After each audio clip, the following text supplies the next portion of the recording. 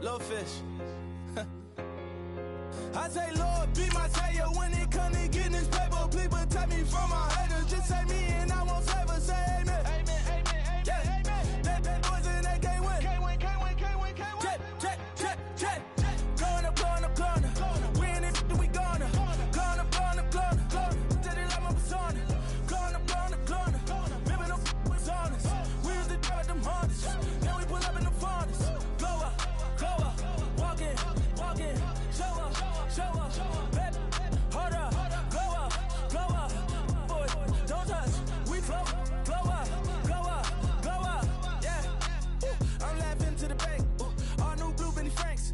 Pulled up on him in the tank. Yeah, that guy just a rap guy. I'm so mad fly in, he ain't. Let me back, tight gave me until I was going on Miami.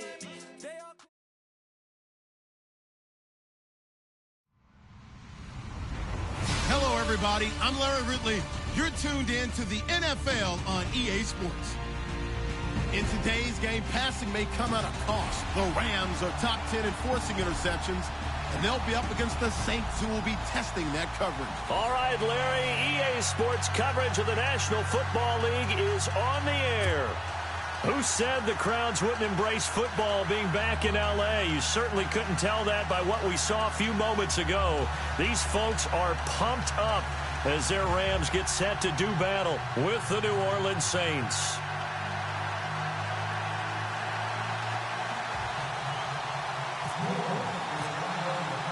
The final playoff push is upon us. It's Week 12 of the NFL season, and we're underway on EA Sports. And this will be a touchback as that sails over the end line.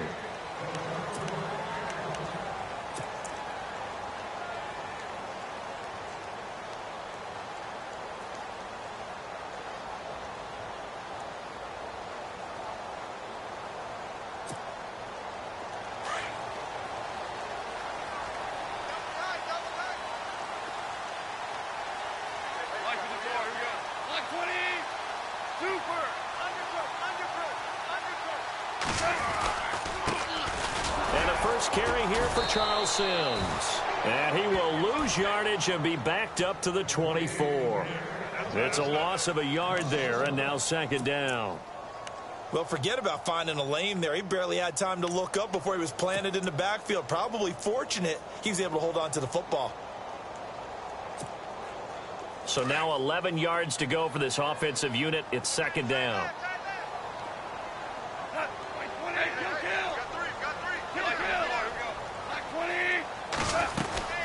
Again, they run with Sims.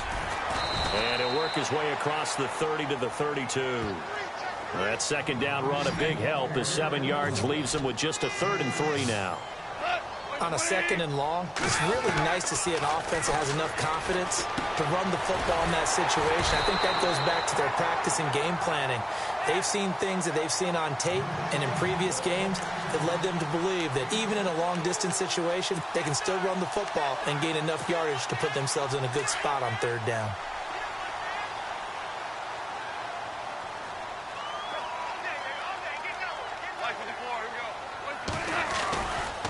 Now they run with Sims. And he'll lose yardage on the play back at the 37-yard line.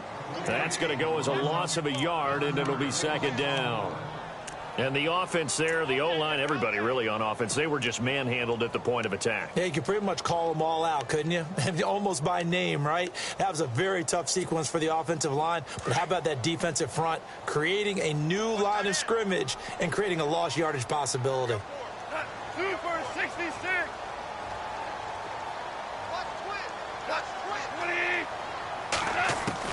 To throw on second down is gone. A dump off to Sims. And he'll get it out near the 40 to the 39. Give him 2 yards on that play, and they're going to face a 3rd down.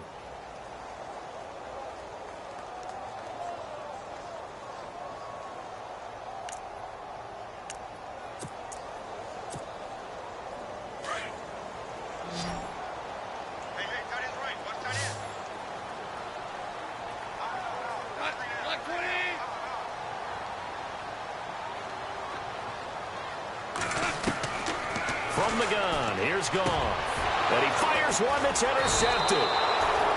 It's Marshawn Lattimore, the rookie from Ohio State. And his guys will set up shop at midfield at the 50-yard line.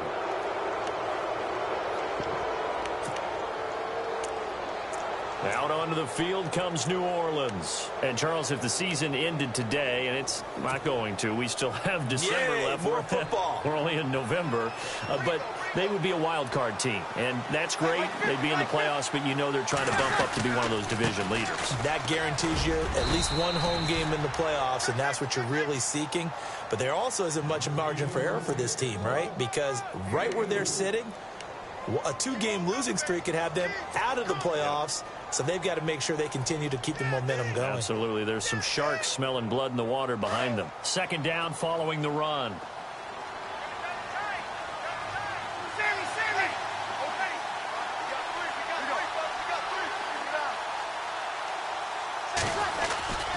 They'll run it again with Yeldon. And the stop here will come at the 38-yard line. 8 yards on the pickup there, and it moves the sticks. T.J. Yeldon's not afraid to drop a shoulder or run through some tackles, is he? Not at all. I learned it in his high school days in Alabama, then, of course, stayed in state to play at Alabama. He could do that there. And what I think is best about him, and when he's really on top of his game, when he's a little bit lighter, a little bit quicker, I think he's strong enough. He's compact enough to break those tackles. I think he's at his best at a shiftier weight. And he's going to drop this off to his fullback. And he's going to get this inside the 30. They pick up 12 on the play there, and they move the chains.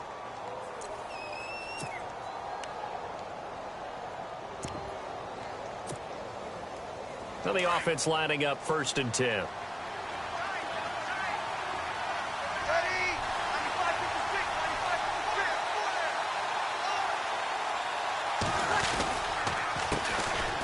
They run. It's Mark Ingram. And he's brought down. 11 more yards that go around. A first down as well.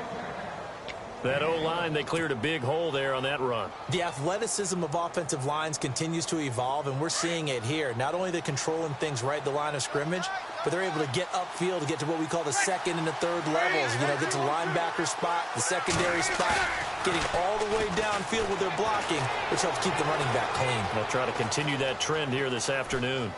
And he'll be out of bounds, taking it just shy of the 10 at the 11 or the 12. He'll wind up getting right about 4 there on the scramble, and it's 2nd down. Okay, he's not going to get the first down, but this is still a nice job of buying some time and then running to get to the sideline and get out of bounds and avoid the big hit.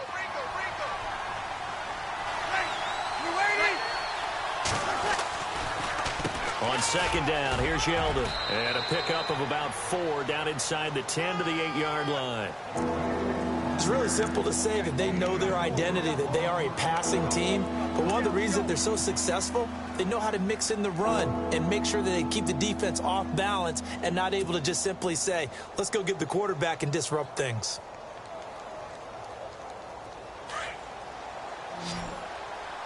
Looking to jam the receivers at the line here. Press coverage look defensively.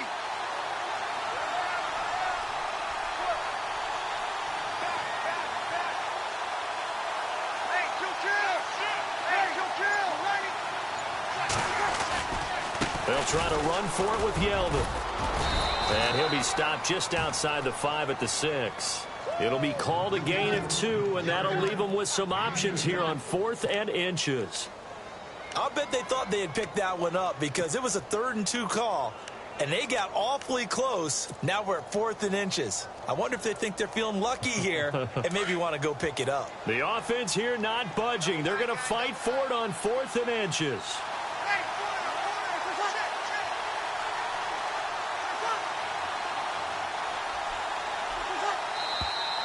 Oh, and now movement and a whistle, and they may have to rethink their plans on 4th down. On 4th down, off goes Drew Brees, and on comes the Saints kicker, Will Lutz, for the field goal attempt.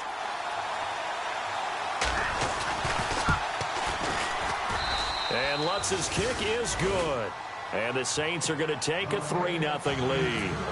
So it goes down as an 8-play drive, and they cap it with the field goal. Yeah, they were able to pick up a few first downs along the way, but they couldn't keep the momentum going all the way into the end zone. And that'll carry over the back line of the end zone for a touchback. So now here are the Rams as their offense comes back out. And still a lot of football to be played in this season. We're only in November. A lot can happen between now and January. But if it ended today, they would just be on the outside of the playoff picture looking in. So a lot to fight for. Yeah, and wasn't it interesting in our meeting with the coaching staff that they all made sure to let us know, we know where we are right now. But the playoffs don't start tomorrow. We still got some time, and they plan on putting it together, formulating a streak, got the whole month of December still left to play. It's caught inside the 25. A big play there for L.A. 54 yards. Well, last drive he threw the pick, but he's not shy. He's going downfield again there. And you can't be, because if you back off after throwing an interception, your whole game plan just goes right out the window, and it makes things easier for a defense. And you and I both know there's a quarterback in this league that's any good that doesn't throw an interception occasionally, and they usually bounce back in a big way. I've seen guys throw 5 and still find a way to win the game in the end. I think there's one element that just keeps increasing on defense in the NFL, and that's speed. They want it at every position, and we just saw there some linebackers who can go sideline to sideline, run past that trash, go past people, and make tackles near the sidelines. Not only near the sideline, but also in the backfield there for the loss. Back live now to begin the second quarter with Charles Davis, Brandon Gaudin. It's the Rams with a football to get us going, but they face a second and long to start things out.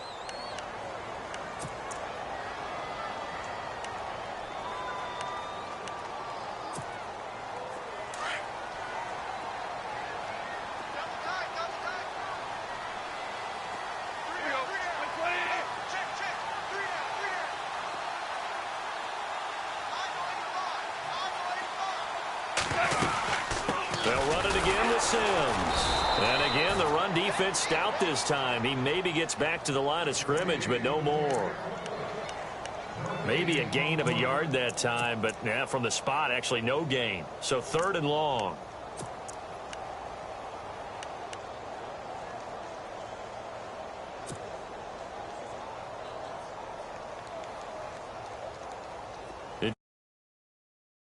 DB's on 3rd and 12. No surprise at all. Here we go. Everyone got 4 down. 2 for 66.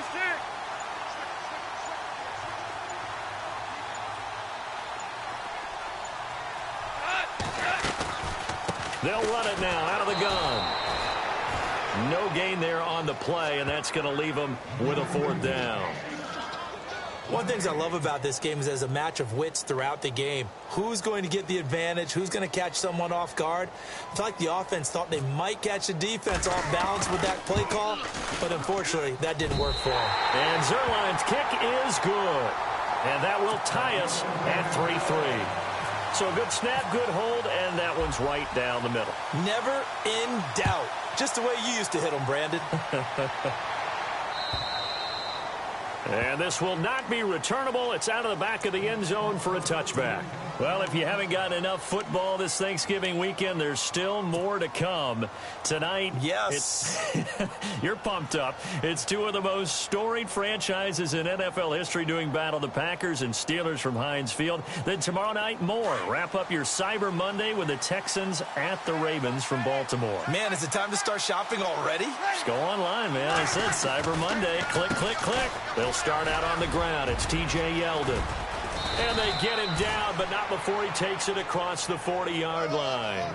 17 yards on the pickup there. The drive will continue. It's a 1st down.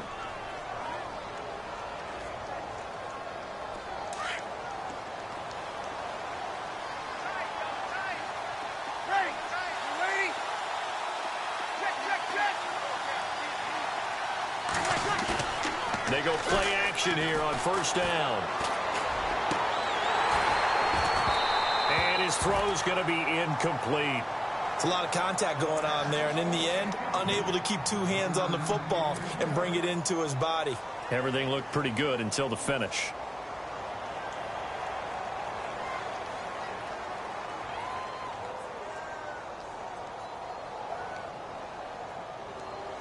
So 2nd and 10 here.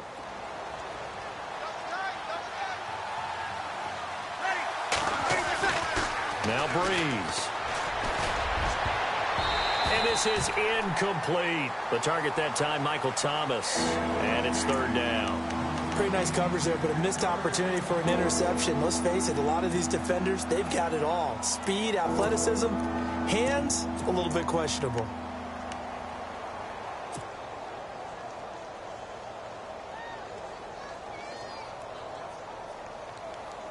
The Rams go nickel here defensively on 3rd.